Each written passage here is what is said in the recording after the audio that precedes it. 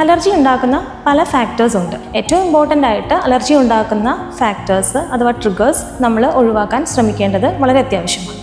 കുട്ടികളിൽ ഇടയ്ക്കിടെ ഉണ്ടാകുന്ന ചുമ പാരൻസിന് ഒത്തിരി ആങ്സൈറ്റി ഉണ്ടാക്കുന്ന കാര്യമാണ്. ഇതിന് പല കാരണങ്ങളുണ്ട്. ഇത് ചിലപ്പോൾ അലർജിയുടെ ലക്ഷണം കൂടി ആയേക്കാം. അലർജി മൂലമുണ്ടാകുന്ന ചുമ കൂടുതലും ഒരു വരണ്ട ചുമ അഥവാ ഡ്രൈ കോഫ് ആയിരിക്കും.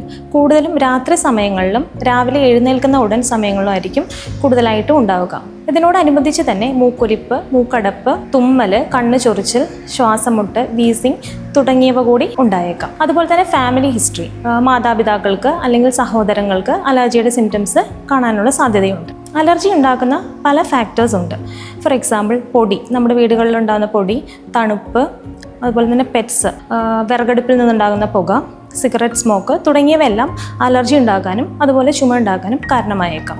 അപ്പോൾ ഇത് അവോയ്ഡ് ചെയ്യുക എന്നുള്ളത് വളരെ ഇമ്പോർട്ടൻ്റ് ആയിട്ടൊരു കാര്യമാണ്. അപ്പോൾ ഞാൻ ഈ പറഞ്ഞ ലക്ഷണങ്ങൾ ഉള്ളവർ ആഴ്ചകളോളം ചുമയുള്ള കുട്ടികൾ ഡോക്ടറെ കാണുകയും അതിന് അലർജി ആണെങ്കിൽ അതിന് മെഡിസിൻസ് എടുക്കുകയും വേണം. ഏറ്റവും ഇമ്പോർട്ടൻ്റ് ആയിട്ട് അലർജി ഉണ്ടാക്കുന്ന ഫാക്ടേഴ്സ് അഥവാ ട്രിഗേഴ്സ് നമ്മൾ ഒഴിവാക്കാൻ ശ്രമിക്കേണ്ടത് വളരെ അത്യാവശ്യമാണ്.